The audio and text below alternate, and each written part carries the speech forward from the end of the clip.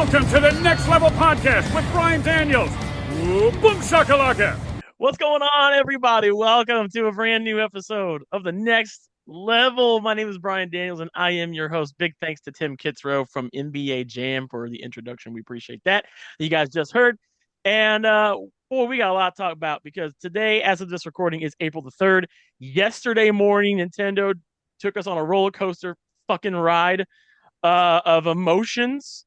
And in the Nintendo Switch 2 Direct, here with me today, starting off with this man down here. You guys know who he is. He is the man full of bullshit, big BS. Bryce Schumacher, what's going on, dude? What's happening, Domaniacs? Glad to be here. Hell yeah, I'm glad to be. He's got the beautiful. He's coming to us all the way from outer space. Yeah, man, I'm floating. He's just floating, chilling out there in outer space. The gentleman to my left. We got ourselves a guest. We love having guests on this show. We love having other people's opinions because we're very opinionated people, but we also know that we aren't the only ones.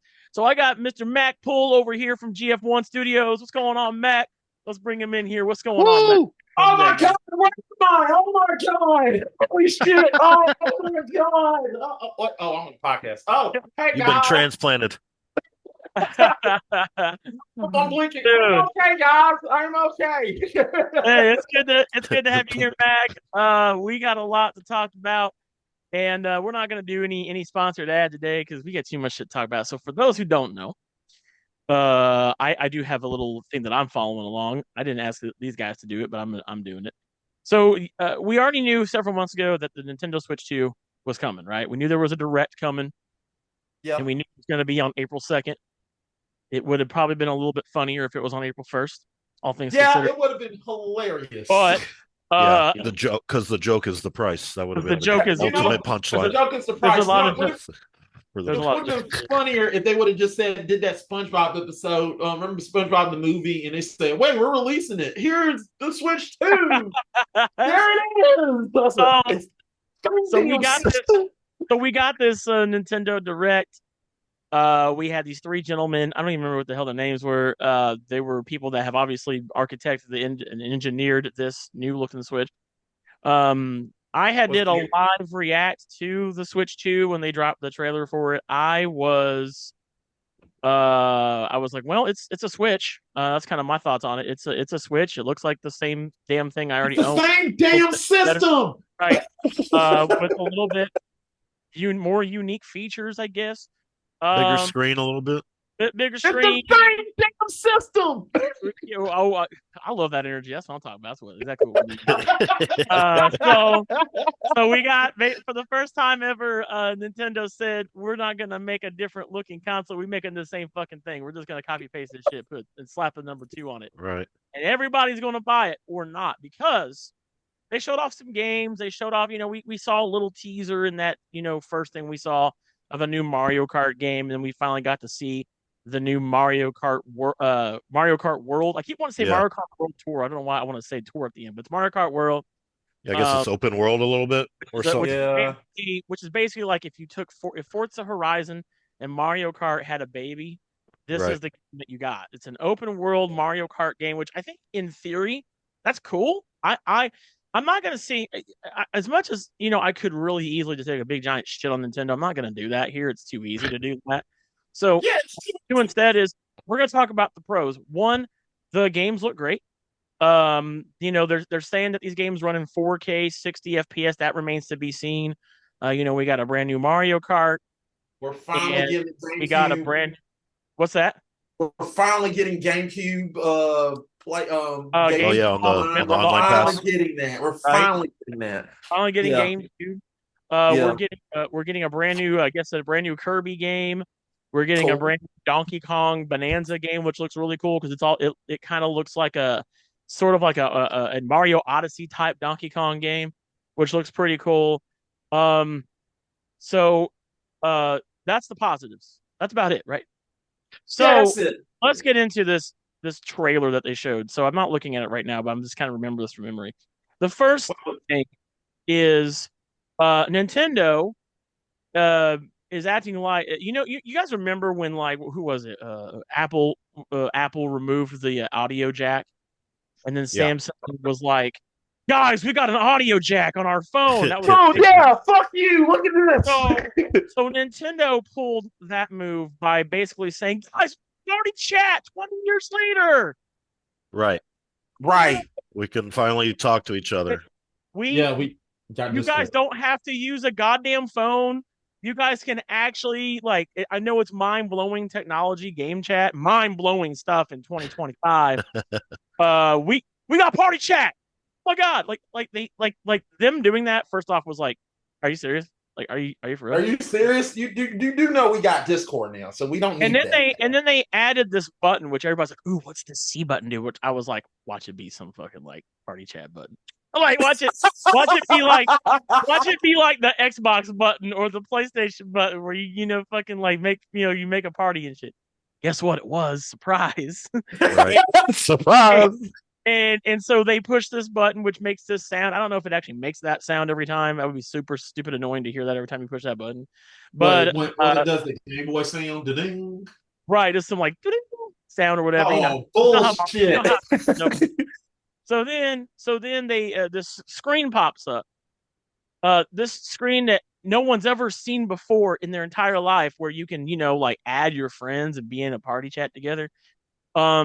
Conveniently enough, they didn't show anybody wearing these things called headsets. This thing, you might have seen them before.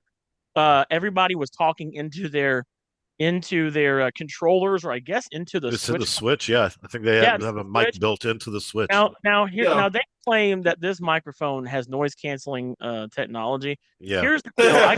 I call bull. They were showing these things where like if a blender's going off in the background. Yeah. Your friends. Yeah, bullshit. Bullshit. I wish does anybody here own a PS5 and have actually tried to talk to your friends using the DualSense controller? Because it sucks ass. Yeah. It sucks. It is pure ass, and it picks up everything. And you can't tell me that like this technology, gonna work well. Yeah, they're trying to tell me like, okay, you can play the Switch. Look, you can play the Switch with people online, and you can blend your shakes at the same time where you're playing your fucking game. Bullshit. And they took a page out of Samsung's book and put a headphone jack on the controller now. Look, they got the headphone jack finally now too. They did that. They literally did that. Let me be blunt. I am not impressed because what I want in my Switch is I want my Switch. If my Switch can literally make me flip pancakes in the morning, I am good. But I am not impressed, Nintendo. Where's my fucking flapjacks? That's what I want. I mean, like it's like you want like when you're a kid, you want your stuff to do your homework for you. I want this exactly. Like, come on, dude. So they acted like this party chat thing was this big ass deal, which it really isn't. I mean, if you've played any modern gaming, whether you're on Steam, on PC, on the PlayStation or the Xbox, we've been able to do this for like 2 decades now. And you know how Nintendo is. They're like, I'm gonna kind of start calling Nintendo the nursing home of video games because they do all this shit that they say is like, whoa, it's like advanced technology. Like we've had this shit for like a long ass time. Well, I look at Nintendo. Nintendo is more like, look, Nintendo just need to do this, and I respect Nintendo. Nintendo needs to do this. Nintendo just needs to go logo. My thing is, Nintendo gets away with a lot of shit, and they get away. Well, yeah, we'll talk about why they're allowed to get away with being like almost 2 console generations behind on everything, which right. And they say it's to try to drive the price down a little bit, but now we're not seeing that. Well, we're seeing full price for something that's 10 years old. So we're basically getting a Switch Pro. That's not a Switch. Don't worry, we're getting there. So they did this whole video, and they showed off this thing, and then they start talking about how but the whole time, by the way, they don't mention prices. They didn't mention no pricing at all, which to me, that is a big ass red flag. Is if you don't mention prices of anything in your new console presentation, like even Xbox mentioned prices, Sony mentioned the release date. If you mention the release date, you gotta have a price. Date, which, by the way, it's like 2 months away. Yeah, and by the way, this console is set to release on June 5th. They showed they showed like this whole revolutionary kickstand that goes all the way. Oh, it leans all the way back now. And I'm just thinking like, okay, so your console is a recliner now. That's fine. Don't give it to me. Yes, fuck. Who's gonna play their console like that? Who's gonna put that shit like that flat? Unless you're playing board games on it or something, but whatever. But anyway, so they get into the games, talking about Mario Kart World, which was like hella fun, open world thing.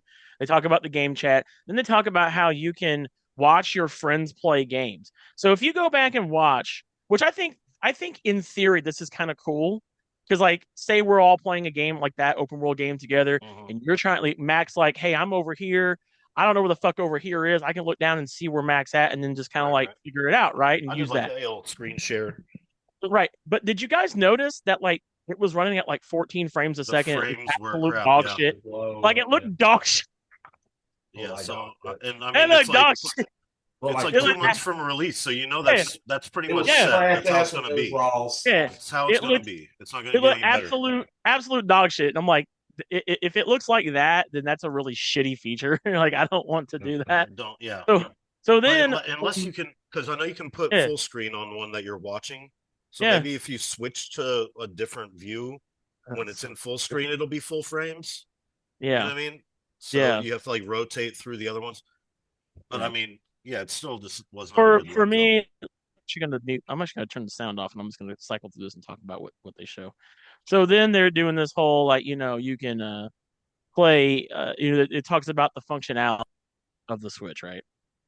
And it talks about how the screen is bigger R and SL buttons. It's got a bigger and better thumbstick, which they didn't even mention if it was going to have a Joy-Con drift problem. I mean, I was kind of hoping they would at least bring Hall Effect Joy-Con sticks in, because if you've ever owned a Switch, your Switch will eventually get stick drift, and it absolutely sucks. And if you don't know what stick drift is, it's essentially when your stick is supposed to be centered on a controller, but as it gets used, it ends up being slightly more a certain direction. So like if you're playing a video game that requires like aiming, it'll fuck up your aiming because you're not fully centered in. So they didn't really mention too much about that. This entire presentation, by the way, was an hour and 2 minutes long. And then they get into the whole mouse functionality. So I know that Nintendo loves to do things a little different. And I get that. That's kind of what we anticipate, right, with Nintendo. Whether it's a weird controller like the GameCube or the Nintendo 64, something different. That is what has, for me, made Nintendo kind of Nintendo. Is they think outside the box. They don't just put a box. They don't put motherboards and technology in a box and say, "Here, play it." They're trying to do something fun. And I'll admit, new experience. They do some kind of cool things in this console. I mean, I think the Switch thing's kind of, the mouse functionality is interesting, but here's my take on that. What's the practicality of that? Like, so if you're playing your game on the couch, are you really expected to like move this mouse on your leg and use it? Because they were trying to say you could use it on like Metroid Prime 4 Beyond. And I'm not trying to sit there and like, do I have to have like a book on my lap or something to like move this mouse around and aim? Because I personally think it's good to have a more pinpoint aiming on a. Because if you ever play PC game, like I play Valorant on PC, and it is much easier. I learned after being a console gamer for almost my entire life. I can tear people up a lot better with a mouse than I can with a controller. Now, some people are a lot better with a controller, and that's fine. So if they're going to implement mouse functionality, I get that, I respect that, but at the same time, you have to make it practical. I don't know how they'd play a first-person shooter with their mouse, though, because there's no keyboard on the Switch. You know what I mean? Like your left hand has to have like some kind of other key input. Yeah, the only thing that I saw them show off that I thought was kind of cool was when they were showing that like Civilization 7 was coming to the Switch too. Yeah, that seems like a good game for the mouse functionality if you're sitting under your desk or whatever, So then they introduced this up a different PC kind of gaming is what they're trying to operate a little bit, but I don't think it's going to do very well. So then they introduced this game called the Nintendo Switch, what's it called, World Tour or Welcome Tour. Oh yeah. Now listen. This is where we start going down a downward spiral pretty quickly. The Welcome Tour looks cool as hell. I will admit it looks like a fun game. to play. Yeah, it's kind of like that thing on the PlayStation. There's like some, what is that Astro's called? Playroom. Yeah, There's Astro's Playroom, which is free. Yeah, There is it's that. like a There's similar that. kind of. There is that tech demo on Steam. If you have a Steam Deck like I do, that's free. That shows you the Steam Deck functionality, the haptic feedback, and things. Free. Right. Is this free? Hell to the No. no, it's not free because they're going I to was charge you for this surprised. shit. Yeah, I was like, Right. Not surprised. You're We charging for don't, that thing? and we still don't know as of today.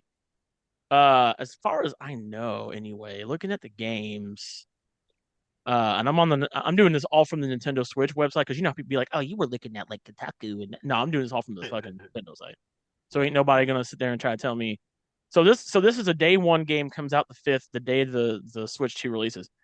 There's no price, and we're about to get into the pricing bullshit in a little bit. We're gonna wait. I know everybody was real quick to want to jump on that. Believe me, I am too. So they're charging. So they're charging for this bullshit, right? Which is like, Yeah.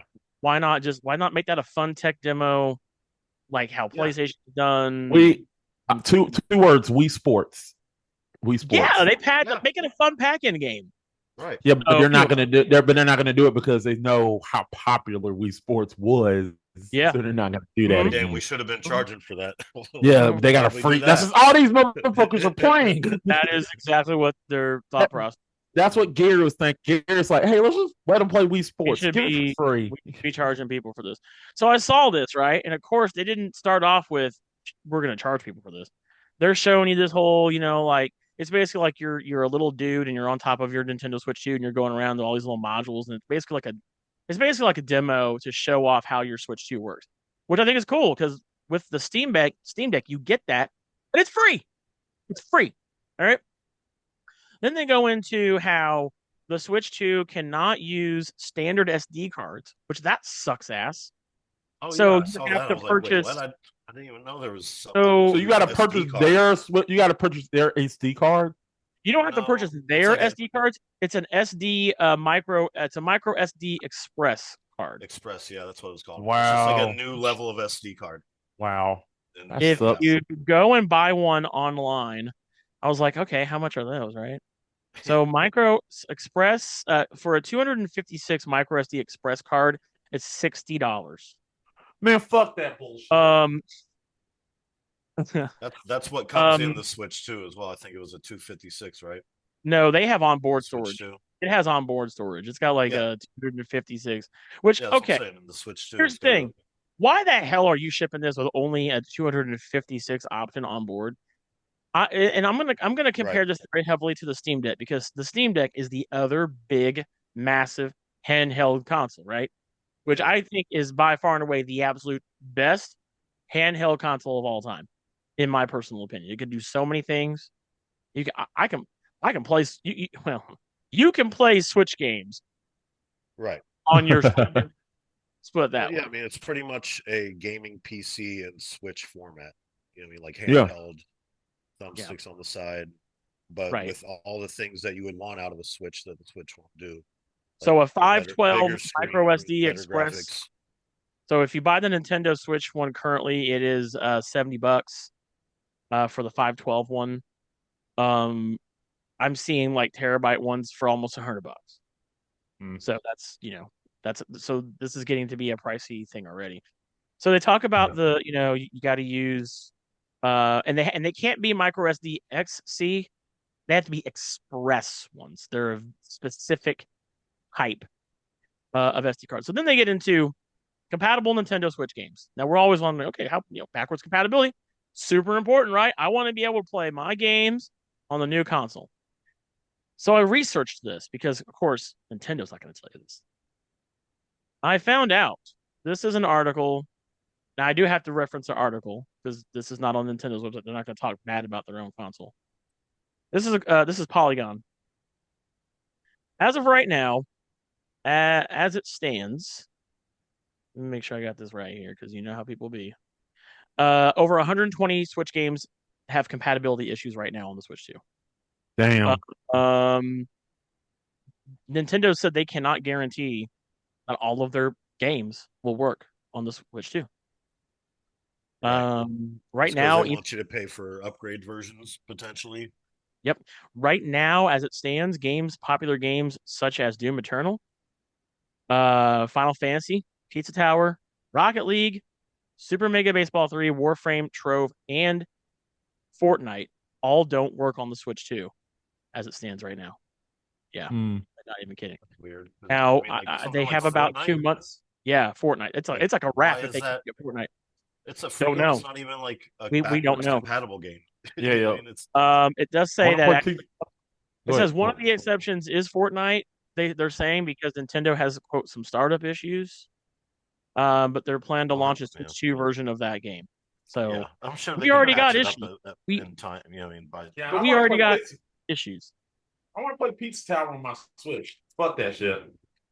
Yeah, Pizza Tower is a great game, by the way. I recommend that game. It's just a shit ton of fun. So then they talk about how all this other functionality of the. They talk about how they have this thing called a camera. So they're finally introducing their own proprietary camera. Xbox had the Kinect. We saw how bad that failed. PlayStation 5 camera is booty as hell. It sucks ass. It's terrible. If you've ever had to watch my streams when I stream directly from my PS5, the PS5 camera is overpriced piece of shit camera, and it's like $70 and I had to find out the hard way. And it has really no settings. You can't zoom. You can't do any of that shit. You can only adjust like the brightness and saturation and shit like that. And it sucks ass. So do I anticipate this camera to be a revolutionary good camera? Absolutely not. And it's $50. The resolution was low on the demo we saw. Yeah, I mean, the only cool thing was that it kind of like green screened you out of your background and just imposed you over the game. Like that was the only cool thing it does, but I guess that's probably why you have to use their camera if you want that effect, maybe. I don't know. So they did show that there's also going to be another thing we're going to talk about is there are going to be games that are called Switch 2 edition games. So these are essentially Switch 2 games versions of Switch games that are out right now. So like I just picked up Super Mario Party Jamboree, which is I love it. I think it's a great game. I've been having fun with it. They have a Switch 2 edition, which is going to come with what they're calling Jamboree TV, which is essentially going to add all of that stuff with the camera. It's going to add all the other functionality that the Switch 2 has. Now, some are saying that this is going to be like if you already have the game, it's an extra $20. If you don't have the game, you got to pay like $80 for it, which is ridiculous. So and I'm looking at this functionality and I'm just like, I don't really care that much about that. Like, no. Right. They also announced that they're doing a Switch 2 edition of Zelda Breath of the Wild and Tears of the Kingdom, which is going to add this feature called Zelda Pages. It's basically an app for your phone that basically do GPS guided directions to all the temples and everything else in the game to help you find your way, which is also going to be extra money. All of these things are extra money. Pretty much everything in this entire news update is an extra price. Now apparently it's going to HDR render the current games. They will not be 4K. It's going to only render them, I think, at 60 FPS, but they won't be 4K. So you will get smoother gameplay, and faster loading times because if anybody's played the Zelda games, their loading times are absolute dog shit. So you will get, better loading times. But to me, I'm not going to pay a 20 extra bucks to do all this, to do all these gimmicky things. They also announced that they're doing the same thing for Metroid Prime 4 Beyond because that's also going to be a cross-gen game. A lot of people thought that Metroid Prime 4 Beyond was going to be only a Switch 2 game, and it is not. It'll be a cross-gen release, so thankfully I'll be able to play the new Metroid game without buying the new console. They're also doing a re-release of Kirby and the Forgotten Land on the Switch 2, which yes, they're charging, I believe, $80 for that, also for a fucking Kirby game. Digital, 90 for digital, physical. For the digital, right? Yeah, we gotta be precise here. 90. $90. Well, hold on. That's not. Hold on. That's not been confirmed yet. We'll talk about that. So they showed off this kind of neat game, which I think is kind of cool, where it's a wheelchair basketball game, and I'm all for like accessibility and people being able to play games, identify with them, and have some representation. And so it's good to see a developer coming out with a game where you basically are playing basketball in a wheelchair. It uses the functionality of the mouse dragging each wheel up and on the table. I'm just kind of wondering for people that are in a wheelchair or maybe have some sort of handicap, is that going to be something they're going to be easily able to do, right? So we'll see. But that game is called Dragon Drive. Moving on, they announced Elden Ring is coming to the Switch too. That's a huge game. Although I don't know if you already have a Steam Deck or ROG Ally or any other portable handheld console, you probably don't need to buy a Switch 2 just to play Elden Ring, because Elden Ring is a pretty accessible game as it is. They also announced that Hades, these are all the third-party games. So Hades 2 is coming to the Switch, which looks really good. Loved the first game. It's a phenomenal game if you haven't played it yet. You're also going to be getting Street Fighter 6 with looking like all the DLC. You're also going to be getting Split Fiction, which Josh and I just streamed last week, which was a lot of fun. Hogwarts Legacy is coming.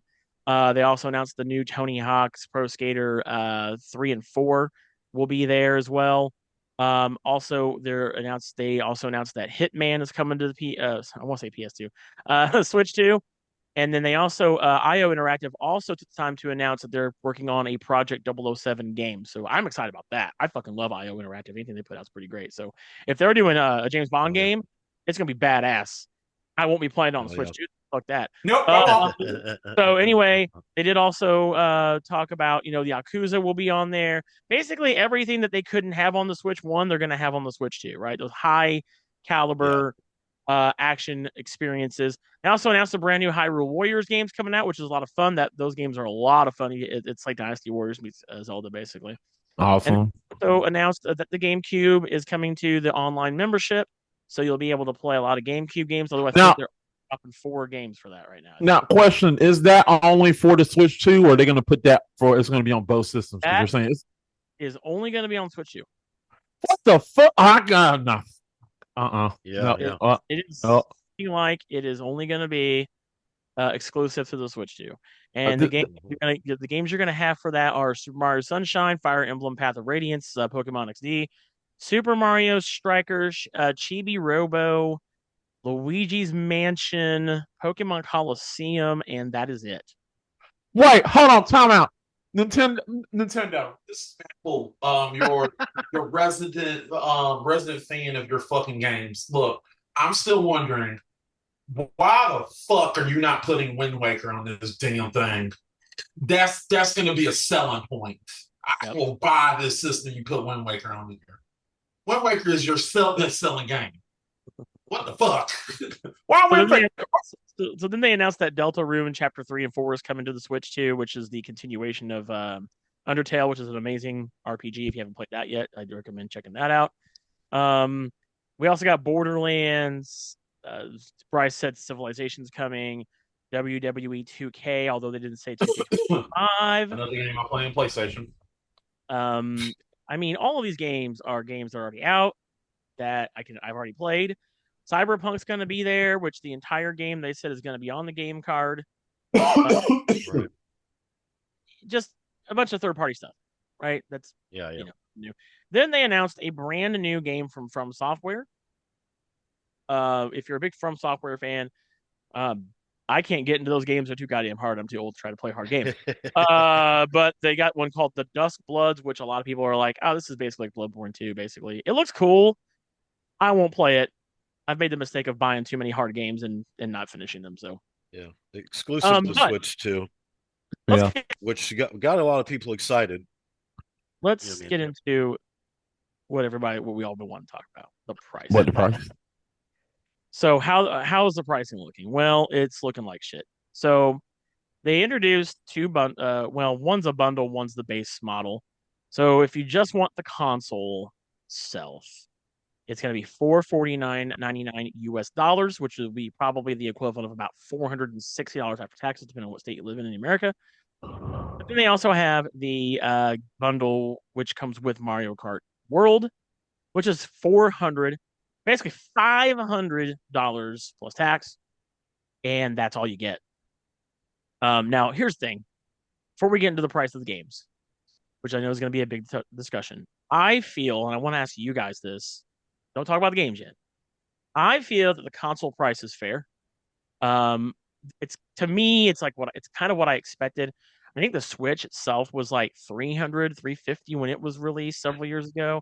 Now we're getting a 450 to 500. If the console itself, let's not put the bundle there. The console stuff's $450, right? So it's about $150 more.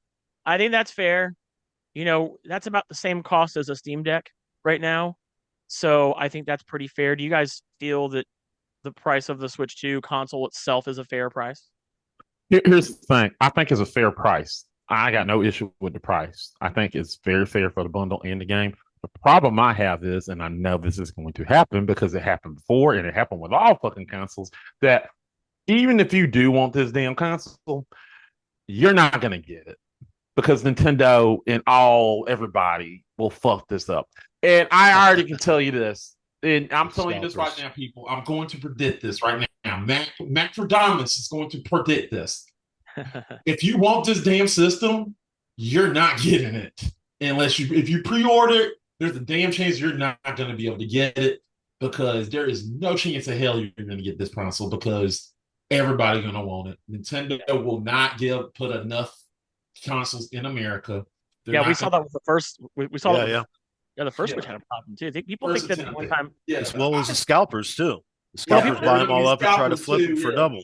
Well, people think that the pandemic was the only time we had this issue. That's not true because I used to work at GameStop. I worked at GameStop when the Switch 1 came out, and I remember like we had so many fucking people mad, and I'm like, look, don't be mad at me. Like I'm not the one that's in charge of production and shipping us consoles. That's Nintendo. Get mad at Nintendo. Right. So story about the Switch. Oh, go ahead, sorry. What about Switch? Yeah, just the Switch. Yeah, when I got the Switch, when I got my Switch, this is exactly what happened. I wasn't even looking for it. I had the money, so I was just going. I went to a Target, and I had the money, and I had, hey, do y'all have a Switch? And they said, yeah, we got one Switch. I was like, you're bullshitting, right? He said, yeah, we got a Switch. I was like, can you give it to me? Yeah. Okay. He literally brought it out and said, here you go. Can you ring this up back there? I put my card on there and I got that shit that day. Because that's what you got to do to get these gun consoles because you cannot get them.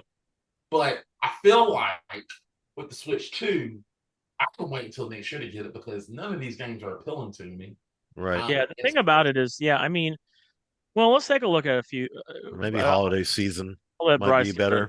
Get an opinion. I don't even think that. I'm thinking next year because I'm not even gonna worry about it because I feel like the Switch is not gonna. It's not like they're gonna cancel the Switch in 2 years from now. It's not gonna be destroyed or something. My big problem when it comes to sans the video games themselves and their price is, I'm on this Nintendo website, this whole entire Switch 2 website they made, all this stuff, and I'm looking at the accessories and I'm like, okay, the Switch 2 Pro controller, $80. No. The Joy-Con controllers, $90. The charging grip, $35. The set of 2 Joy-Con wheels for if you want to play Mario Kart, $20. Okay. The camera, $50. Do you want another dock to put like in your bedroom and if you want to game in your bedroom on TV, the dock, $109. I'm just seeing money. Money, dude. So you're gonna have to pay $1,000 to get the best. If you want all the accessories and the game, you're probably gonna be dropping over $1,000, over a G. This alone. Now, me personally, when I buy a console, I don't buy all of this shit. Yeah, I don't really either. An extra controller. That's about it. I think if I were to get anything, I'd probably just buy the Pro controller. But goddamn, $80 is ridiculous. But then again, like PS5 controllers are about that price now, right? They're up there. Yeah. So, but I feel like there's a lot more tech in a PlayStation controller than a Switch. But like Joy-Con controllers for $90, that's fucking stupid. Especially as like all they did was add a button to it that I'm probably not even going to use, which is Game Chat, which looks like shit anyway. Right. So made them magnetic instead of whatever stick grip they had before. Once again, Discord exists. I want to put that out. As far as the console price goes, I would have liked for them. I would have liked for them to stay in the Switch 1 range. Maybe even 400 would have been better for me. Okay. Especially, after how you're talking about all the other things that are adding up. Because usually the console maker, they're supposed to take a hit when they sell a console. It's not, you usually don't profit on the console. especially when you're Nintendo, you profit off the games. Right. So they needed to get a smaller price point for me, I think. Yeah. Even down to 400, but 350 is what I paid for an OLED Switch, you know what I mean? Yeah. And all this and that's, you know, like we said, Nintendo's using older tech to try to and try to make it a cheaper to produce for them, give them better profits. Yeah. So we're still doing that with the Switch too. We're still using old tech. Like we're almost to the point where Xbox One and or Xbox Series X and PlayStation 5 are about to be done. We're about to be on PlayStation 6 here in probably 2 or 3 more years. You know what I mean? So I just think that the price point's wrong on it. A little too high. But Nintendo can do it. That's the thing. Nintendo can do it because Nintendo, like I said, I'm about to say this. I would respect Nintendo more. They just said the slogan. I mean, especially if they're raising the price on games too. Like they're just too much at once. They can do it. I mean, Nintendo can do it because Nintendo knows that you're gonna buy their shit. Like they know you're gonna buy it. They own the rights to Mario, Metroid, Zelda. They own the rights to those the big three. They own the rights to the big three. So I might not. I didn't get my first Switch until 2 years ago. I got my first Switch. Right. So even then, I was still kind of like, you know, I can get a Series S for $250. You know what I mean, or a Switch for $350. You know, so it took me a while to finally get on board with the Switch. So right now, as it stands, I'm looking at I don't know if these are from the site or not. This is a photo I've seen floating around. 1 second. Of the prices of all these games, right? Oh really? They confirmed the price. So apparently the price for the Switch 2 Welcome Tour is going to be under $10. Is what I'm reading here. I don't know how I don't know how accurate this is. This is not us reporting that. That's just us telling you from somewhere else. Right. Don't be mad at me. I didn't say that. We're not mad at you, but games are so we got the price of Mario Kart World is going to be $79.99 digital. Oh, what the fuck? $80. $80. That's why they want you to buy the bundle. Because it's like, okay, I'm saving $30 on the game if I buy the bundle. Here's the thing about it. Here's the thing about Mario Kart. You're going to want to play that with another person. And Mario Kart is not good playing alone. That's facts. You're not going to play Mario Kart alone because whoever played Mario Kart alone and say, "Oh, it's fun," you're lying to yourself. So I'd say that. So right now, as it stands, Nintendo hasn't really confirmed on how they're going to do the prices. Like they've not said like, okay, we're going to do our first party games are going to be this price, and then third party games are going to be this price. This just kind of looks like to me an open free market on what developers want to charge their games for, which I don't like that at all. That's kind of a scary land to live in. For me, especially if you're a first party studio like Nintendo. So Mario Kart World is $80. That's digital, by the way. That's not the physical copy. So the physical copy might be $100. Rumor has it. Now, Nintendo has not confirmed this. Although they did show pricing over in Europe, and it was like €90, which is the equivalent to like $96 in America for a physical copy. Ladies and gentlemen, we are looking at an era where physical games could very well be over $100 with taxes in America for a game, for one game, the base game. And not even be it might not even be a good one. Here's the thing, or one worth collecting, or and there might be some of you. If you guys don't, please follow me on Threads at _ Brian Daniels. I talk about a whole lot of stuff on there, and I've been talking a lot lately about this Switch too. And right now, we're in some unprecedented times in the gaming industry, and I'm very sad about it. I'm angry, yes. I'm just really sad because I'm gonna throw some history at you. In the '80s, they had this thing called the video game crash. You might know it, might have heard about it, might have studied it. Most, not all gamers that are older know about it. Nintendo was the one that saved us from having a video game crash. And now, there's that saying, you might live long enough to be the villain. I think Nintendo has got to that point because the company that saved us from the video game crash of the 80s is now is fucking about us. to be the company that's going to bring us right back into another video game crash again. Yep. My thing too is, and I hadn't even just thought about this till just now, is base game $100. How many games come out with like an early access special edition? Pay more money to get to play the game.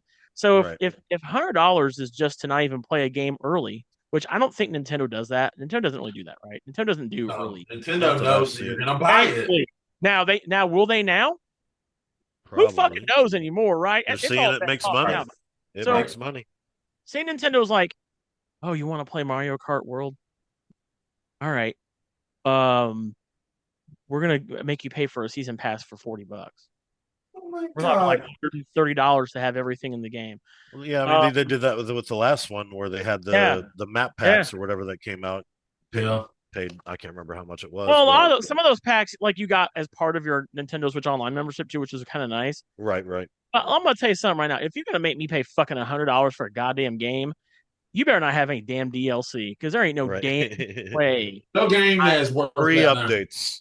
I mean, I already am at the point where I'm not buying a Switch 2. I'm just gonna say right now, I'm not buying a Switch 2. I'm not buying a Switch 2 right now. I may never buy a Switch 2.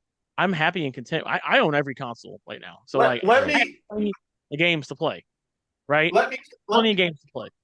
Go ahead, but yeah, let me tell you this. Here's the reason why I'm not buying the Switch 2 early. I might wait, but here's the reason. There was a long time ago. There was a system called the Wii. I bought oh shit! Oh shit! Bought a Wii. Purchased a Wii, and I was happy. So, there was this little thing called a Wii U. Oh god, we don't talk about that shit. I know it sucks. It's a terrible system, but I purchased that Wii, and I got it early from Walmart. I got mine at midnight. I did midnight release for Wii U. Nice. I got mine early, and I got the black console with the 32 gigabyte storage, all that. Oh yeah, I got. Oh yeah. It was funny because me and my nephew split payment for it. We both each paid for it, so we both waited, setting it up that night, and we were so happy. It took so long to download the whole damn system. Hell yeah, it did. It took so damn long. That was like a day. Took the day to get that damn system fixed up, and then we started playing it, and we just looked at each other like, "This is just a Wii, bro." I remember that too. This is just a Wii. And then then we found out that Wii U sucked ass. Yeah, and it had. I mean, some of the games were good, but like the functionality sucked. It was stupid. Like you couldn't even take it anywhere you wanted to. I mean, I know the Wii U had to happen so that we could have a great console like the Switch. But now I feel that because Nintendo made so much goddamn money off of the Switch, now they're like, ooh, how much more can we squeeze? Money, we can make. What now can we do? And now they're being greedy fucking bastards, and they're gonna do this $90 bullshit, $80. They haven't, and no one. I get it. No one has confirmed about $90. We're hearing all this shit about $90. No one has confirmed that yet. Nintendo hasn't confirmed it, but you best damn believe that the day they do, because I'm feeling like they're going to, it's gonna piss off. I'll be mad as hell. I'm already mad as hell, and they haven't even confirmed it yet. My thing about this is hold on. My thing about this is this, right? As gamers, we're all gamers. We already deal with a bunch of bullshit, greedy bullshit, right? Right. We get transactions in our games. Every game has to have a fucking battle pass that they want to get more money out of you. Yeah. Ubisoft started currencies and all this shit. Even Assassin's Creed, a beloved franchise is now a whore for money, and they throw all this shit at you. Oh, buy a horse bundle, or buy weapon skins, or pay $10 to unlock all the shit on the map so you can see it. Pay $10 to get 100 berserker darts. Yeah, like it's just bullshit. Like every game now. This is why we're so mad, because I would be mad anyway, but I'm already mad because as a gamer, I feel like they're just they want to basically take my wallet and just shake it all out on the table and just scrape it all up and say, all right, fuck you, bye. And I'm like, no, I am more than just money. We are more than just money.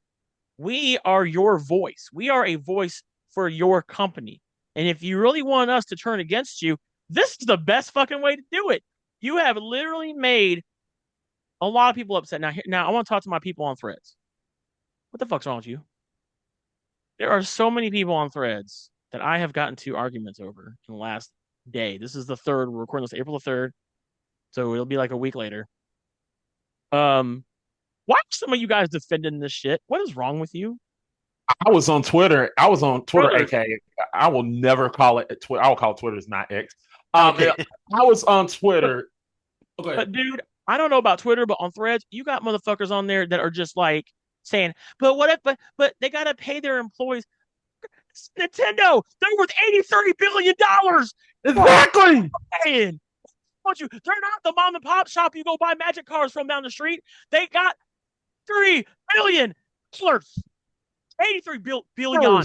A lot of zeros. Do you actually think that they but poor $1 billion corporation can't afford it? Fuck that shit. They got money. These some bitches own the Mariners. What the fuck are y'all talking about? Dude, and then you have this other argument. Back in my day, because now all these fucking people are acting like goddamn 80-year-old people. Back in my day, I had to walk 18 miles to buy Pokemon Red, and it was $80. Yeah, you know why video games were so fucking expensive in the 80s and 90s? Because video games were a smaller market in the 80s and 90s. Video games were not big like they are now. Video games are the biggest forms of entertainment, and it's getting bigger. There is no need. I don't care about it. Oh, but inflation is going up. Blah, blah, blah. Give a shit. Who cares? You know the problem with inflation going up is when wages don't go up to match inflation. So you got people who already work 3 jobs. Some of them do. And you know what those motherfuckers want to do? They want to come home and play a video game. And now you have priced those people out because you're fucking greedy, dude. You guys have Mario, Donkey Kong, Samus, Star Fox. Where the fuck is Star Fox at? Is he hiding somewhere? Because I ain't seen that motherfucker in like goddamn 10 years. You're hiding his ass. You got all these properties that can literally print you money, and you want to charge me $100? Nah, fuck that shit. Yes, sir. I just know I've been gaming for decades, and every time I start to hear rumors of the prices going up, you know, they were 50, they were 60, now they're 70, you know, they're going to be 80, 90. It's always happened. Yeah. Whether, you know, once they start talking it, somebody's going to be like, yeah, let's do it because they're already talking about it. You know what I mean? Even if it's not already in the plans, once people start talking about it, and now that we saw, you know, the rumor is that GTA 5 is going to be $100. That was before Nintendo Switch made any announcements on their price. It's not an official, but it's a rumor. And now Switch is starting to make their move. They're like, oh, GTA is going 100. Let's go 80, 90. You know, so I believe wholeheartedly the prices are going up, and it's not going to be they don't need $5-10. You know what I mean? But they don't need to. I say it's, and everybody's saying it has something to do with the government and I said it just has nothing to do with this bullshit. It's just this has nothing to do with this bullshit. Yeah, I as much as I am against like the tariffs and things, and if you really know what a tariff is, you know that they do make things expensive. I don't feel that this is a tariff thing. This is Nintendo knowing damn well that everybody has been anticipating the next Switch. We've been waiting 7 years for this motherfucker to drop. And they know that they want to bank off of people's fear of missing out and anticipation, right? That's what they do. So they were like, all right, we'll try to price the console fairly, but then we'll fuck them on the games. Yeah. And I mean, you don't even really have that many games coming out on launch. I think it's just Mario Kart and a few other ones, right? Like Mario Kart, Donkey Kong's not even coming out till July. Yeah. Is there going to be anybody playing it on day one? You know what I mean? They're going to have apparently playing with the developers. But a lot of these games are already games I've played. So like, and not only that, but if hopefully those games aren't also $80 too. But this is some scary times we're in now because it's been bad enough dealing with microtransaction bullshit, season pass bullshit, all this other bull, all these advertisements. And means now that they're jacking up the cost of games, they are essentially giving developers a pass to do the same thing. And by you, the people on social media that are going to buy this shit, you're going to give them a pass. Yeah. To do this shit. Which to answer my question of why am I not buying it, I think you just figured it out, because I in good faith, I'm beyond fear of missing out. I'm growing out of that. I think that's a thing. That's a phase. I'm growing out of it. I got too many video games to play. I got two of the other good consoles. I'm set. I'm fine. I'm not worried about missing out, because you know what I'm not going to miss out on? $100 video games. Right. All right. So I'm not going to miss out on that $500. That $500 staying right here. Hell yeah, dude. Y'all, I hear a lot of y'all are ranting, and I think this is time for a good old Mac rant. Okay, so guys, let me tell you something. I'm not paying no fucking $1,000 for a damn system that I got me. I look at Nintendo. I'm gonna tell you something. I'm your avid fan. I bought this damn system right here called your fucking Nintendo Mini, and I love it. But that's the reason why I'm not gonna buy it, because I can play this sumbitch right here. I got me a PS5. I got me a Dreamcast right here. I got plenty of games that I can play. Why the fuck do I want to play Mario Kart alone, where there's probably like half the people in the world that's not going to play it? Why the fuck want to play that? You ain't announced Metroid yet. I don't even give a fuck about Metroid. Mario, I could go play Mario fucking I could play Mario, all three Marios on this damn system. Why the fuck do I want to play that? Why the fuck do I want to do this? You already released a good Mario game, and then you just didn't make nothing else. What the fuck? Then you just like, oh, let's just make Mario the year to whatever that fucking game is. Nobody give a fuck about that. Fuck that shit. Nobody gives a fuck about any of that bullshit. You hear me? And while I'm at it, and even though I'm ranting, and I know this is not on the topic, because here's the thing, and when Mac rants, he rants on bullshit all the. You go right ahead. Here's another thing. Capcom, I know you're listening to me, because I need you to listen to me clear, Capcom. Look, I need you to get your shit together, okay? Capcom, I need you to make some good games. Stop releasing these Resident Evil remakes of Resident Evil 4. Yeah. I'm sick and fucking tired of that bullshit. Do not release Resident Evil 5. Give us Resident Evil Code Veronica remake, because that's what we need. And god damn it, give me my motherfucking Mega Man 12 or Mega Man X6, X9, whatever the fuck I want. Give me what I want. Stop holding my damn games hostage. Give me what I want. I really want it. He wants the Mega Man. Preacher, brother. Yeah, it's insane. Like, this shit is insane, bro. Like we already, like, don't you know we got bills to pay and shit, and we just want to be able to enjoy shit and not have to sit there like $100 game after tax. I don't think people are realizing there's taxes involved in America. Yes.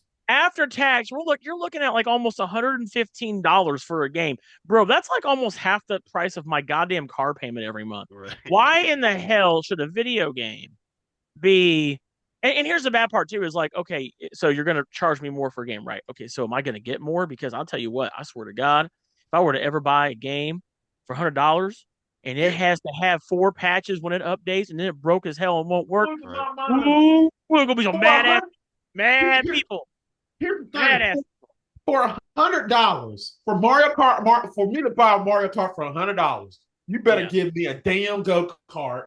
You better give me Mario plush doll, whatever. You need to give me the works. Give me everything.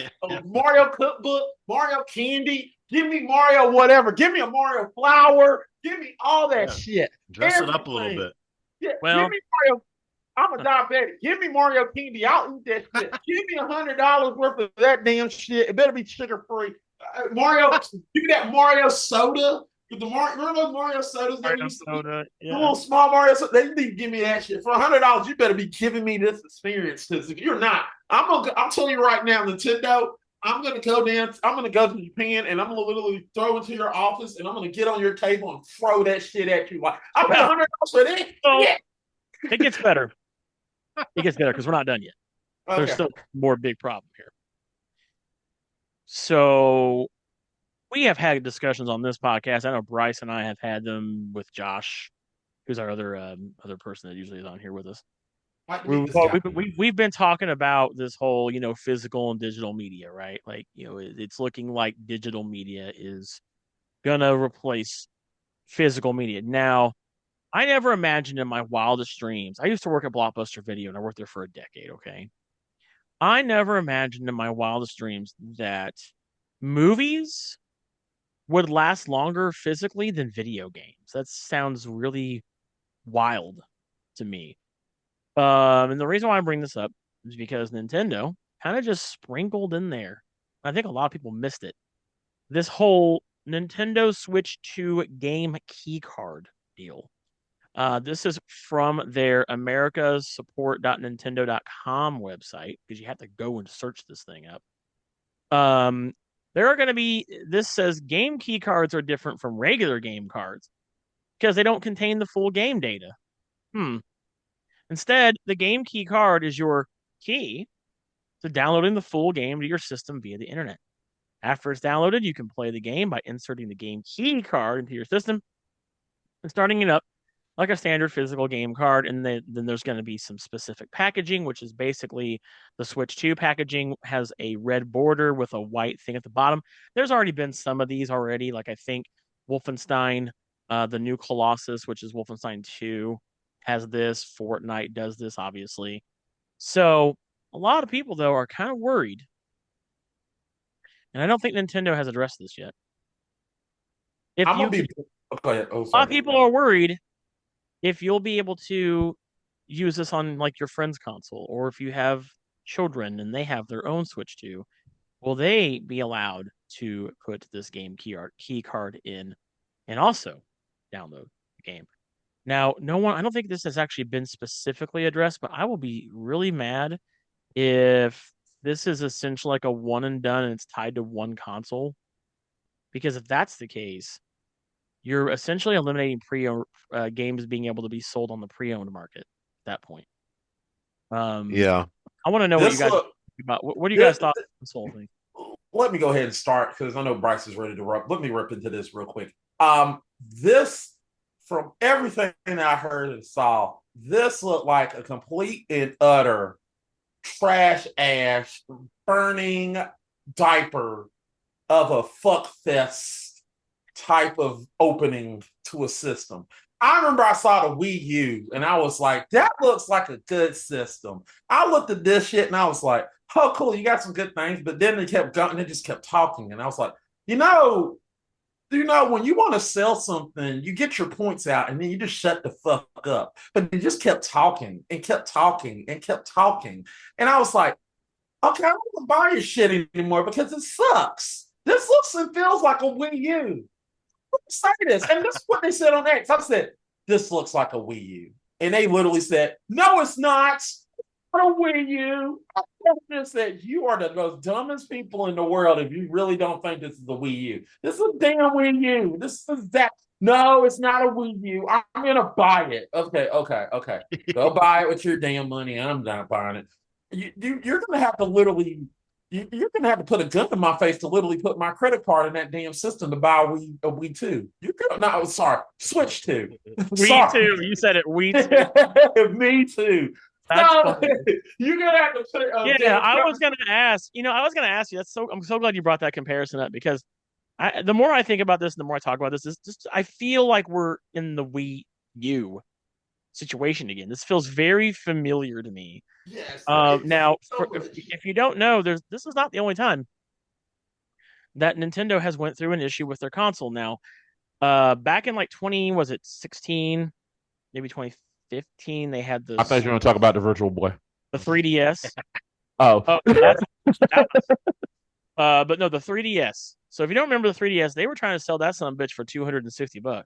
Oh yeah, I remember that.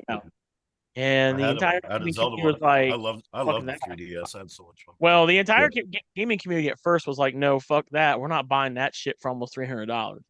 And then finally, Nintendo was like, oh, please buy our console. We have so many good games we want you to play. So about 6 months later, they dropped it down to like $149, I think, $150, something like that, $160. And the 3DS is a great console. I love it. I have one. I did not buy one when it came out either. No, I didn't either. I waited until they came out with like the Zelda edition. I got the blue one, the red one. It was pretty cool. I got the purple one. I love that. Yeah, nice. Mine was like a black with a gold Zelda trim and Triforces. I still got mine. Came with what was it? Fucking Ocarina of Time. So for me, it's I know that we're really taking a shit here on it, and I think this is all I do. I think in theory, this is a good console. It's just you had me in the first half. You had you at hello. You know, like you had me like, oh, this looks sick, dude. Mario Kart. I'm a Mario Kart guy, dude. To be able to play with 24 other people, and it's open world. I'm a big Forza Horizon guy. That's one of my favorite racing games on the Xbox, which is also coming to PS5, which I think is pretty damn cool. I'm just like this looks sick. And then I'll be able to finally have party chat, which you can say how we already shit on that, how that's ridiculous that they're making that out like this is a whole big new thing. Chat, everybody, we just got it. Right. But you're showing me games, all these fire ass games. But then you don't even talk about the price. You're like, oh, it's coming out in June, which I think a lot of people expected that it was coming out in June. And I was like, man, I was telling in the group chat, I was like, I'm gonna go pre-order this shit. Not no more, I ain't. There because when you talk about games being $80, or even potentially being like, we'll just say after tax, $100. And even buying one for $80, you're still paying like 90 some dollars in tax, after tax, right? Right. That to me is what really just killed it. That was basically like the headshot for me of this console was, wow, you really just gave me the best reason to not buy your system. Exactly. I mean, what's going to happen is Pete's going to give you cake. Like for me, I don't care at this point, even if they lower the price of the console. I don't think I'm ever going to buy this console. They would have to lower the price of the games. Because here's the thing. Do I want this console? I do want the console. Do I need the console? No. I'm pretty content with having a gaming laptop and 2 consoles and a Switch, or 3 consoles that I have tons of games. I have a big backlog anyway. So I'm not really missing out. I do think it's cool that they had Mario Kart be their big launch exclusive, but I really feel like it's missing like a Mario game. I think Mario Odyssey is what came out with the Switch, and we haven't even had another single Mario game, right? I mean, even the GameCube had Mario Galaxy, or sorry, even the Switch had Mario Galaxy 1 and 2. Or I mean the Wii, sorry, the Wii had Mario Galaxy 1 and 2. We don't even have like another Mario game for the Switch One, like just a Mario game, not a Mario Party, right. Mario playing tennis, not Mario's sports games. Any of that. We only have had in this entire Switch era one massive big world Mario game, and that's Odyssey. And so it's weird that we're not getting that as a launch exclusive. Now we are getting a Donkey Kong game, but that's not even coming out until July. But I think the Donkey Kong game looks cool as hell. But not $80. I will not give the gaming industry $80 for a game. I can't do that. I cannot ethically do that. And I don't care how many weirdos, because that's what you are out there. If you're defending the shit, you're fucking weird. Like that's weird. You are. Defending a corporation that has money is weird. I'm going to be honest. I'm not buying a Switch 2 because what I'm waiting on is the Nintendo GW is coming out soon. Don't worry. That's coming out in like 10 years. What's the GW? The Nintendo GW. You never heard of it? Nah, what's GW? The Nintendo Game Watch. It's going to be awesome. The Nintendo Game Watch? Yeah, it's going to be called the Nintendo Game Watch. They're going to do. Are you trolling? Are you trolling me? No. What? No. I have never in my life heard of that. No. What? Shit, this better be real because you got me excited. No, I'm sorry. I'm sorry. I'm trolling you. No, for me, it's I don't want to give them any money because I cannot contribute to this fundamentally wrong move by Nintendo. And if I give them my money, I'll probably enjoy the game, but I will not enjoy the feeling I had for supporting a company that is greedy and is wanting to make this their move. Because if I do that, not only am I contributing to Nintendo doing it, but I'm also contributing to the industry wide of saying, hey, look at all these people that did making it. that shift. Now we're going to do it. I don't want to be held responsible for that. I cannot. This is why if you do it, then they feel like it's okay. Yeah, this is why Nintendo's trying to eliminate gaming emulation, because they want to take over the whole market, because they don't want nobody buying. Trying to find a way to. If you want a good handheld, buy a Steam Deck. Yeah. Because honestly, the Steam Deck, it has mouse functionality, although it's not like this cool, but it's got like a touchpad. But you could probably put a mouse on it. You can Bluetooth it. Yeah. You can Bluetooth it, but it's an emulation machine. It'll play almost anything on there. Yeah, and you can get a dock for it too. Yeah, you can get a dock for it. Just turn it into a full PC. I've seen people put Switch games on there. I wouldn't be surprised if they end up putting Switch 2 games on there. I mean, the damn thing plays everything.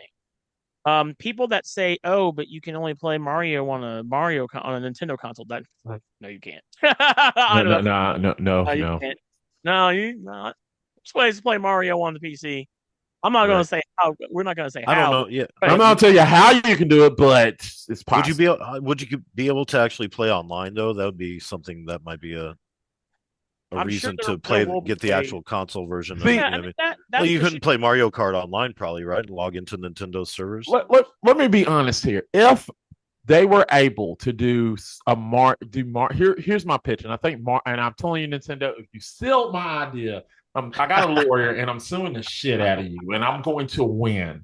I know a good lawyer. I'm going to call Matt Murdock, and he's going to beat the shit out of you. And he's going to make sure I win. But anyway, I have an idea. I feel like what you need to do is do Mario 1, same graphics, but just do sort of like both Mario and Luigi on the screen. That'd be a good game. Be a game worth playing. Play the shit out of that. Mario 1, play that. That'll be fun. And you can do it online. I want to have that, something like that. It'll be basically what you got with the new Super Mario, but it's just the old style. Yeah. Right. I like something like that. Give us I like that. But Super Mario 1 remake. But it's just co-op play. Co-op play, yeah. But yeah, watch Nintendo. Watch Nintendo make that game, and you're gonna see they're gonna see like a. There's probably a modded version of Mario that does that somewhere. Yeah. What I'm afraid of for Nintendo is Nintendo has been they had dominated the market for handheld gaming for a very long time. They fucked up with the Wii U. They wanted to make a hybrid console, and that was not it. They got it right on the money with the Switch, right? So my fear is I think that the Switch 2 is going to kill handheld console gaming for their brand. I'm very interested to see what the sales numbers will be for the Switch 2, and I know it's going to amplify the sales numbers for Mario Kart World because it's packed in. I mean, if you're going to buy this console, you would kind of be foolish to buy it without the game, because if you really want to spend $80 extra, that'd be stupid. So I would imagine everyone's going to buy the bundle because it comes with a game. Because of course, new console, you want to play your new game on it, right? So I'm curious what sales numbers are going to be. I personally do not see this outselling the Switch. I don't. At least I don't. No, I don't. It's going to be a while before we see anything outsell the Switch, probably. Because the thing about this is like one of the best. When you are pricing out your customers who have been able to buy your games for $60 for the most part, outside of Tears of the Kingdom was the only one that did. I think the only one that did for $70. But that's a problem. But here's the other thing we haven't even addressed. How many times do their games go cheap? Like never. Never. Like, how often do you get to go buy Mario Odyssey for less than $60? That's the problem too. And that's another thing I'm worried about is Nintendo does not like to lower the price of their games, like ever. They definitely don't like putting their games on their top tier first party exclusives on sale. So when you consider that, do you really think that they're going to put Mario Kart World for $80 and drop it down to like $15 next year? Hell no, because they're going to keep them games that expensive. So what I feel that you're doing to yourself by buying this game is you're essentially just locking yourself into a higher price tier for a console. I think I'm a fan of games should be accessible to everyone, and that means everyone also, depending on where you are economically. I think that it's a good thing to save money and buy a video game console if that makes you happy, but you should also want to buy a console that you're not going to have to feel like you're paying like a whole grand. You got to work overtime just to play Mario Kart. You know what I'm saying? Like that's how it should be. And if you think about the pre-owned market too, if these games are $90 physically, what's GameStop going to sell them for? $80 pre-owned? Yeah. Well, even pre-owned, still, even the current Switch ones are only like $10 cheaper. And what will the trade-in value be? Like $15? Half of that. Yeah. $20 maybe. They'll sell for $50. I mean, and right now GameStop even has this thing where they're like, trade in your OLED for $175. $175? Are you shitting me? Yeah, they're gonna sell for $300. Yeah. So I'm just gonna sell for $300 on Facebook Marketplace. I don't know this right now. And I'm sorry to interrupt, but I have an idea for a certain company. I have a certain idea for a certain company. So I want to shout them out because I know they're listening. Sega. It's your friend. It's your boy Mac. Look, Sega, now's the time to be like a phoenix and rise from the ashes. and Sega knows what Nintendo don't. This is what you need to do. Sega, I know you've been holding this in your vault. I don't know. I have people in there, but I heard that you have a Sega Uranus. We need to make this true. That's the next console in the Sega line. The next console is Sega Uranus. It's coming. This is the time. Now's the time to release it. It is. They got all the Sonic movie money now. Yeah, you got money. You have money. Make it. Take Sonic back. Take everybody back. Take them off Nintendo. Take them off Xbox. Contracts are over. Like literally go. This is what Sega should do. Sega should go to hold a press conference, do a Zoom call, and literally tell everybody, get PlayStation, Xbox, Nintendo, and literally tell them, fuck you. We're taking it all back. We have the money. We're announcing that we're back in the console wars. Suck our dick. We're gonna win. Now that I think about it, the Game Gear actually does look like like a smaller Steam Deck or a smaller Switch. That body style, I was like, it just had a lot of batteries ahead of its time. Yeah, it was. It just had a lot of batteries. Shitty battery life. Yeah, I remember I bought the actual wall outlet and just sat by the freaking wall playing. I had the wall outlet too, and it was fun. But the Genesis was ahead of its time. It was just basically a Sega Master System. It was a mini Sega Master System. That's what it was, and it was what it was. It was fun to play with. And the problem with Sega is I think they lost their confidence. They lost all their confidence because they made a great console. And looky here, what I got right here. They lost confidence because they just lost all their confidence because they couldn't take this console right here, this console in America, and make it something very amazing, which I hope Precious just like that Precious. Just like a good console. I love Dreamcast. Great console. They were ahead of its time, just like the Sega Saturn, but they screwed the pooch because they just couldn't make. They were more. They did what Nintendo doing. They're doing exactly what Nintendo doing. They doing like take like Nintendo. You're doing the exact same thing that your competitor did. That you crushed. That you quote unquote think you crushed. They might be. I'm just being honest. Sega, you don't fool me. Sega's sitting there rubbing their hands together like, good, go ahead and do this shit. Because guess what? We got our. Dude, I would absolutely love that. That would make, because here's the thing, I'm a big Sonic the Hedgehog stan. If you can't tell, I got me some Funkos right behind me. Right. And the thing about it is I'm a big Sega stan, and I have for a very long time. Sega was actually the very first video game company to give me a chance to review their games when I started doing this 10 years ago.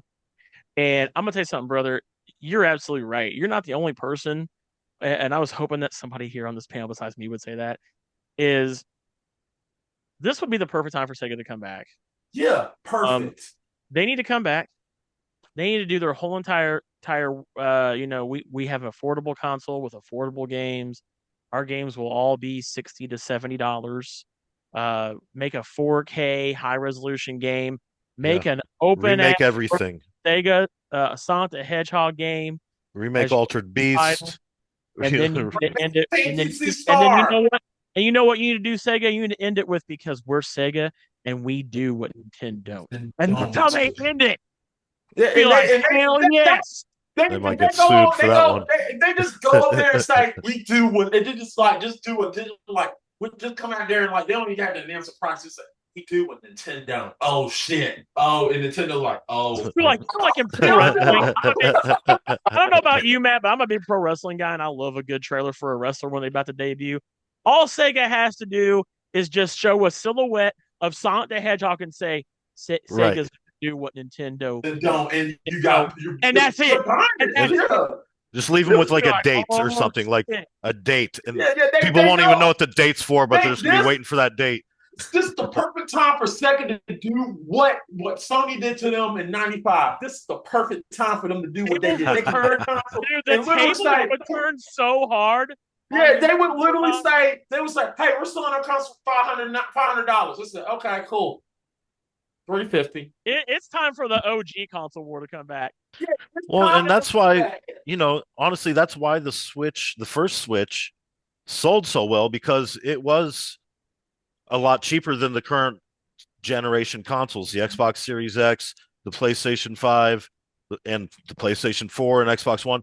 It always was a little bit cheaper. It was $300 for the original Switch before the OLED models came out, and you're paying $500 for a PlayStation, so you're paying almost half the price. That's part of the angle that Nintendo had before that helped them sell so many consoles was the price point. Now you're coming back. Now you're coming up to the big league price point, but you're not bringing big league stuff. Here's the thing about Nintendo. This is the reason we got to this. The reason why Nintendo can do what they're doing right now is because their household name. Their household name. Like, I'm sorry. What? Oh my god, this is fantastic. I just got on Threads. Monster Theater Games, whose new game Atomic Owl is set to drop on the Switch 2. Wow. They're up. Their status just now 3 hours ago. I'm not joking, by the way. Wow. It says Atomic Owl for the Switch 2 will not be fucking $90. Let's go. Wow. Oh, there's something. Well, there's one. There's one, yeah. Nintendo, you fucked up, dog. Right, but that's not a Nintendo game brand, No, it's a third-party game, but they're right. They're literally saying we're not doing this shit. We're all for games. Like you just gotta follow for me. Let's go. Yeah. Nintendo's gonna put their party games on that price point more than likely. But here's the thing, but getting back to the point, the reason why Nintendo will do this and they can do this is because they own the retro market. Like they got the retro games. They got the big three. They got that. Pretty much. The reason why I feel like this would be a perfect time for Sega to come back is they can because there's no big market. Because the one that are the advanced systems are let's be honest, it's PlayStation and Xbox and everything else. They're the big consoles, and the one that's in retro and knows where Nintendo knows their lane, and they know they ain't got no competition right there, and they do whatever the fuck they want. But here's the thing: this is the perfect time for Sega to come back, because the only reason Nintendo is even good, the only reason they're good is because of the big three. The only reason that they're even better is because Sega literally loaned them their party. They loaned them their shit. They loaned them They loaned them Sonic. They loaned them the Yakuza. They loaned them all this. They loaned them to all consoles, and they're getting all the money. So if Sega were to say, you know what, we're gonna make our own consoles. Fuck all you. We're bringing back. We're reeling in all our games. And yes, and PlayStation would. And let me be honest, PlayStation would not be hurt. Xbox would not be hurt. But I think I think what I like what you're going through. I think if Sega, I have always been of the mindset of I bet Sega's cooking up something that we don't know anything about. Yeah, and for me, I think the ultimately funny thing to do would be we're going to put Sonic on all these other consoles, and we're going to use all these other consoles to make us money to have them indirectly help us make our brand new. Yeah, right. Because Sony did it. Sony did it. Right. And so they have been probably waiting in the wings for the perfect moment. Sega, this is the moment. Right. This is the and time. what they need to do is and like you just said, they don't need to be getting into it with Xbox and Sony. They're like, you guys can go fight. You guys are good. Right. Nintendo, we got to score. You gonna be our bitch now. It's time. It's time. No, yeah. It's time. Bro, I'm gonna tell you something right now. If Sega were to announce tomorrow, we have a brand new console coming out, and it's going to be $300, 4K 60 FPS, a brand new fucking Sonic the Hedgehog, and our games are not going to be $90 to $80. I'm like, you just got my money. You got my money. I'll tell you what. I'll tell you what will get my money. I think they don't even have to do that. They just need to bring Sega to Sancho on the damn stage, and I would fucking buy that. Here's the thing. It doesn't even need to be a console like the Xbox or the PlayStation. Right. It could be older material. It needs to be like a handheld. So they could even do, you know what? We're doing Game Gear too. Now what? Exactly. Like just something like that. Like it could be a handheld. They could do maybe their own version of a hybrid handheld console and show the world that they can do it better and it not be greedy. And they can. Because I'll tell you this: if Sega does that, I promise you right now, you're hearing it first. If Sega does that shit tomorrow or this year, I'm pre-ordering that shit right away. Here's the reason why I feel like Sega cooking up something. Here's the reason why I'm saying Sega cooking up something, because they got a Sega Genesis Mini. They allow Nintendo to do that shit on there. But Nintendo doesn't know they're using them. Think about this for a minute. On the Switch 2, they have not announced that they're going to put a Saturn type of thing on there. They have not announced that they're doing a Sega Dreamcast type of thing on there. They have not announced any of that shit. Just the Genesis. Those are the systems that people will go in troves for. So do you think about this for a minute? Sega literally is doing like, you know what? Like Nintendo, like rubbing their hands together, like, fool. We're just gonna let you you just got the Sega Dreamcast on. We're just let the Sega, the Sega Genesis on our console. Or Sega is like, idiot. We're just letting those people play on your console to let them know that hey, this is the Sega Genesis. These are good games. Yeah, these are good games, right? You start to recognize the characters. Oh, now they're in movies too, and you like our movies. You're building your brand on someone else's platform. Yeah. Guess what? We're making our own console, and not only that, we're going to have backwards play. We're going to have our own Sega Saturn playback, where we have Knights and all these other games that was on the Sega Saturn. All these Japanese games that you didn't play. We have back to Sega Channel. They will sell like hotcakes. No, bring back Sega Channel too. Those things. They will buy the shit out of that. Nintendo.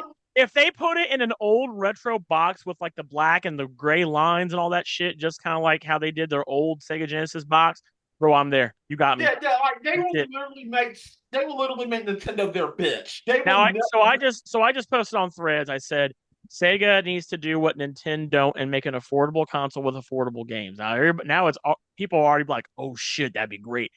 And I just had somebody, and I'll speak to this. Someone was like, bro, did you see the Sega Saturn and the Dreamcast? They failed. Here's the deal. That's been like 30 years ago now. They've had 30 years to cook, my guy.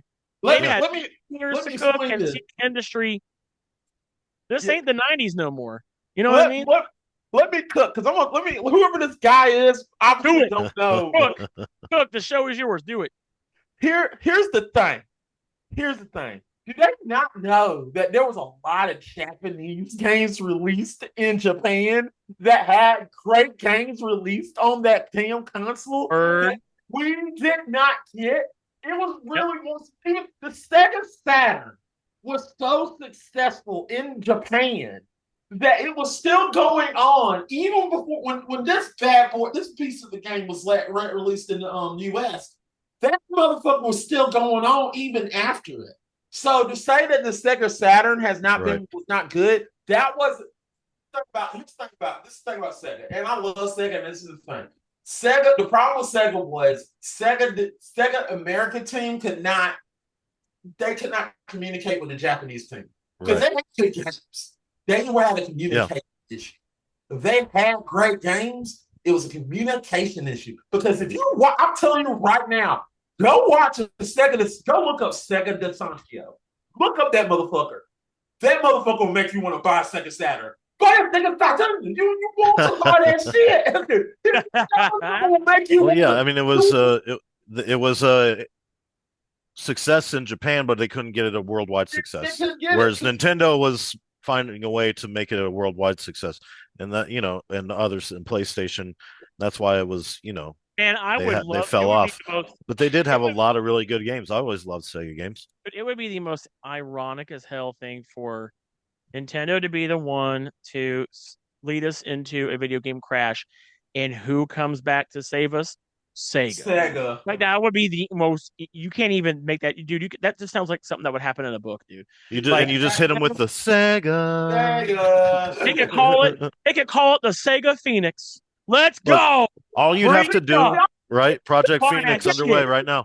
Look, all that you'd have to do is give me a Sega Channel box. Just give me a box, all digital, and give me a subscription, and it's all Sega shit. That's all they'd have to do. It's a huge success right there. Dude, that was another reason. And new ones, yes. Remastered ones, upgraded ones, new ones, yes. But just give me that subscription service, and you got my money every month. Yeah. You think, Bryce, Sega was way ahead of their time. They were They were way ahead. They did Sega Channel. Now everybody's doing Sega Channel.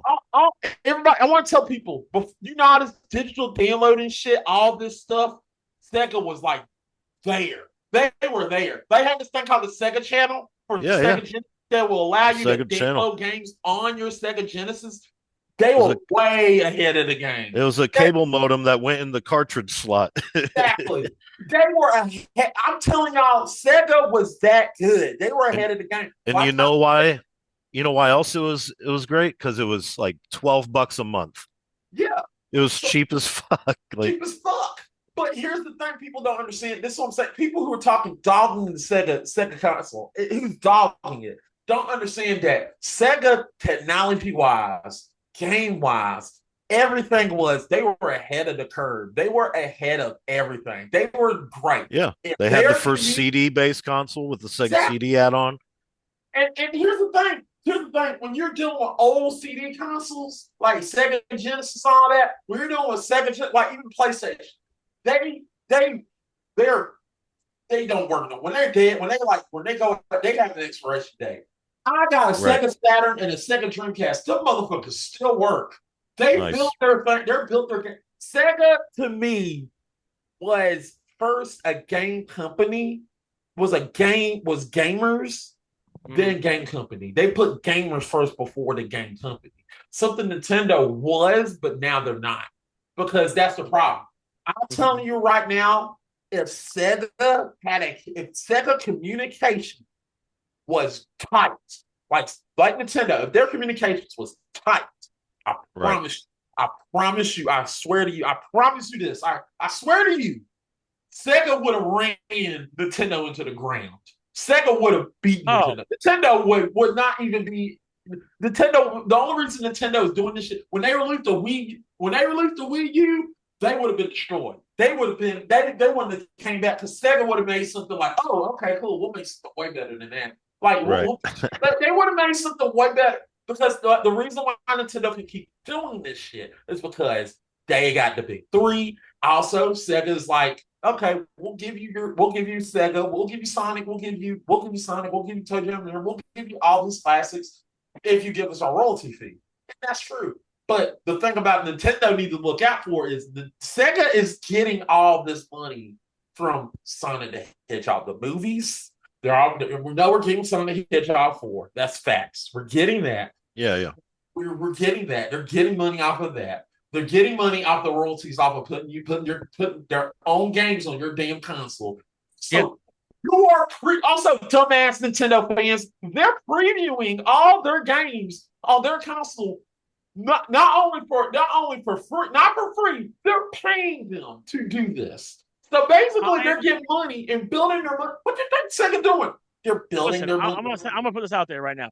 If Sega, if you're watching this for whatever reason, okay, and you need somebody to help you figure this shit out, we got people right here that can do this for you. And here's the deal: make a new console. It can be whatever, and just make your Nintendo Switch Online be Sega Channel, like Bryce said. Exactly. Yeah, like call it Sega Channel, and you could have a Dreamcast channel within that. You could have a Genesis channel in there, a Master System channel. You could have a fucking Sega Saturn channel. You could do a Sega CD channel. You could even do an actual TV channel of like old school Sonic the Hedgehog episodes, the movies, whatever else properties they own like that. Yeah, they can literally buy the shit out of that as long as it's a good reason. Second, I'll tell you what you need to do right now. This is what you need to do. Hear me out. And I know you're listening to me, and I won't sue you. You do this idea because this idea is brilliant. Give me some roll. All I ask for is just let me have it for free. That's all I ask. You know how do this thing called Netflix and Paramount Plus and all these other things? Do this. You know for a fact that you can do the same exact shit. You can do this. All you got to do is do your own service, do Sega Channel, do Sega Plus, where you can play games, you can do movies, you own all the rights, take all the rights back, and whether be on your channel. Yep, if you do that shit, you'll make money. And not only that, how you made $12? I'm telling you, that shit goes a long way. Look at Netflix. They aren't bank on this shit. If you do the same shit, you can do this. Nobody's just slap a little hardware box together. All digital little hardware box. I mean, that way you can run some games. You got a processing power. I don't necessarily want it to be all digital, but at the same time, like I prefer physical still. And I think it'd be kind of cool if they even brought back the old school like Sega Genesis boxes in some way.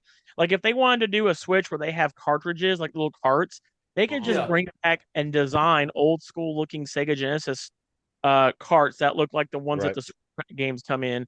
And I would buy that. And that makes them even more collectible because they're doing that retro style. They're throwing that retro style in there. I'm just thinking digital because just to make it a cheaper product to get you in. You know what I mean? I'll take as cheap as you can make it, but still have a little power in it. That's how you're going to sell the box, and then just tap it. I'll take this a step further because all these smart TVs are getting to where you can put a controller to it. You can just do an app. Yeah, but they just don't have processing power. If you want to play like some Dreamcast games, or even like if they start developing newer games, you want to have a little bit of processing power, but you don't need like a full Series X or gaming PC. So you can make it cheaper. But yeah, I'm just telling you, Sega, you have the power. You can do this stuff. You have the power that you could destroy Nintendo. Nintendo, they're on top and they're not. Absolutely. They're right now. Okay, sorry. Well, guys, that is actually going to be all the time we have for this episode right now. Damn. Of it. I know we could talk about this forever, but right. Guys, thank you guys so much for listening to our show, whether it's on Apple Podcasts, Spotify, Good Pods, iHeartRadio, we're everywhere. Thank you for listening to us. Big thanks to Mac Poole for joining us from GF1 Studios. Mac, tell all the people about where they can find you and where they can watch your content. Well, okay, guys, here you go. Okay, so guys, there's this little thing called YouTube. Okay, so look for The Game Fixers, and you'll see a little thing called GF1. It is yellow and black, and that's what you want to go see. And it's a logo. It says GF1. It's GF1. My friend who also does my friend one of my associates Audio Mischievia made this. Go find her at DTH Games. He actually is wanting to be on this show too. So make sure you go follow him. Want to shout out to him because if you don't, he's going to do that. But shout out to him. Also shout out to Trent Bill. Want to shout out to her too.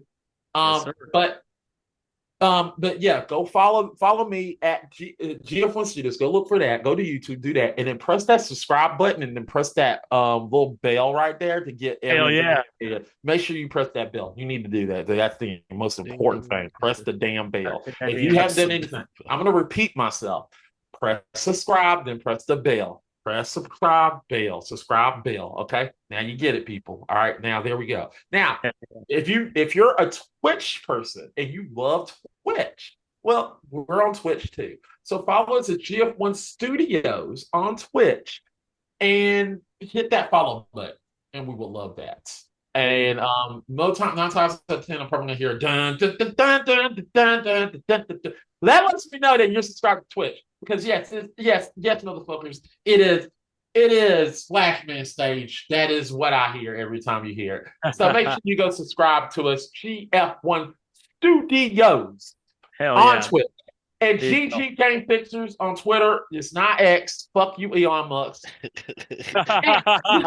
On Twitter, follow us there. If you want to talk to me, if you want to be on a show called we have a show called Gamer Grudge where we debate games. I want to be on there.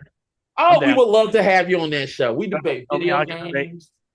We debate video games, pop culture. We do it all. That's a game show we do. We also have a show called the GF1 Podcast. We have our own podcast where we just talk about shit. Every December, if you want to know, I'll probably be on this podcast again. Hopefully, you'll have me back. We will love to have you back, Matt. Absolutely. Yeah. On my podcast, we actually, if you're wondering, every December we do something we like to call, gamer. We do erotica, so we make an erotica every year, and it is what it is. It's actually porn for writing. So our friend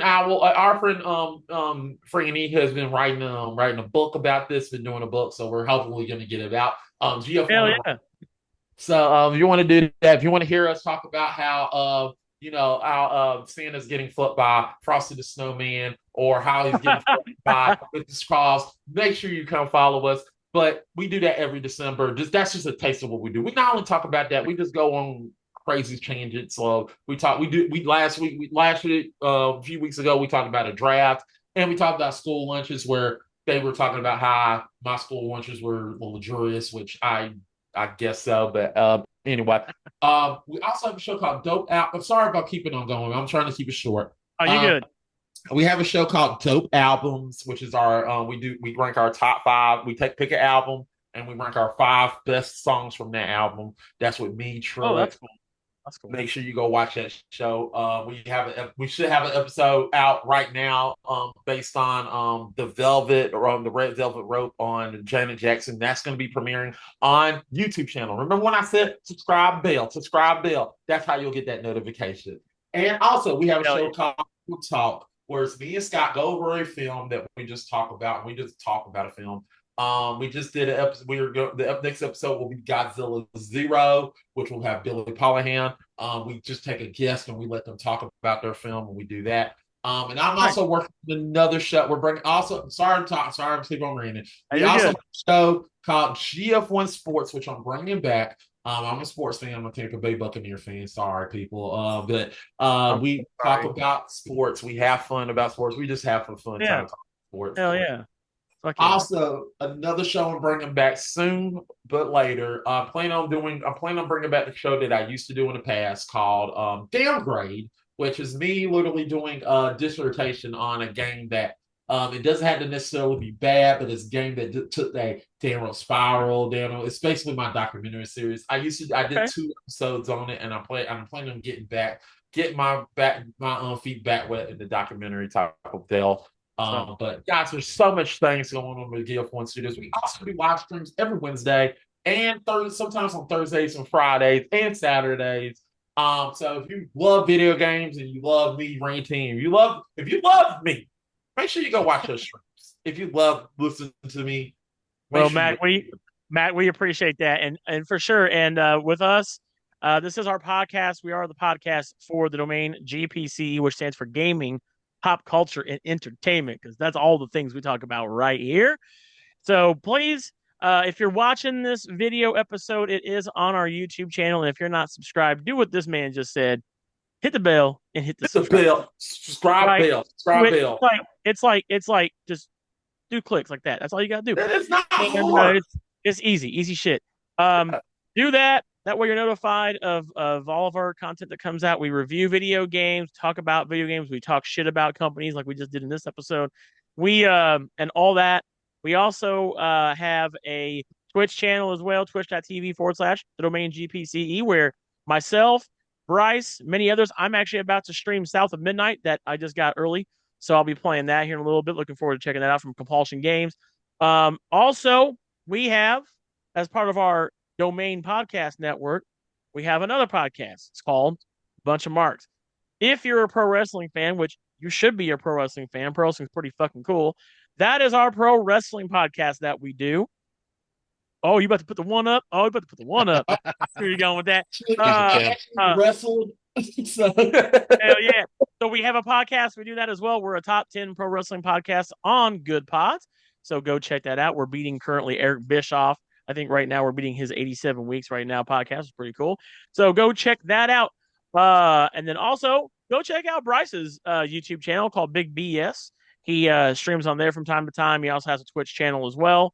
And he is part of the domain with us. He does streaming from time to time. He does YouTube videos, does this podcast with us.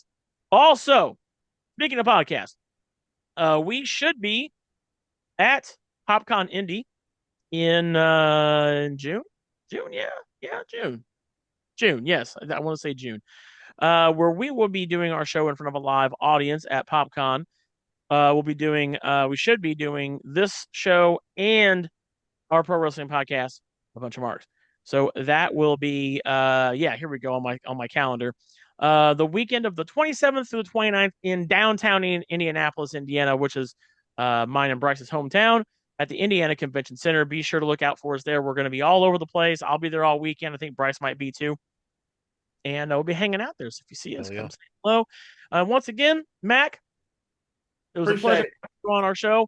We'll definitely have you back. If you ever want to have me on some of your stuff, I'm always down, brother. I gotta give you. I gotta find your info because I'm definitely. Yeah, we'll trade some information. Hell yeah. Yeah. Also, I want to say this: if you're not subscribed, please subscribe to them. If you don't want to do it for Sega.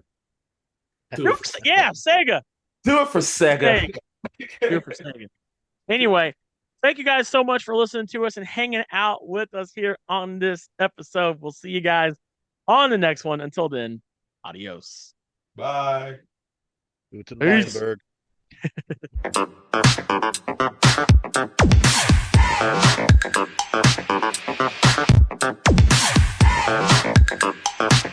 Peace.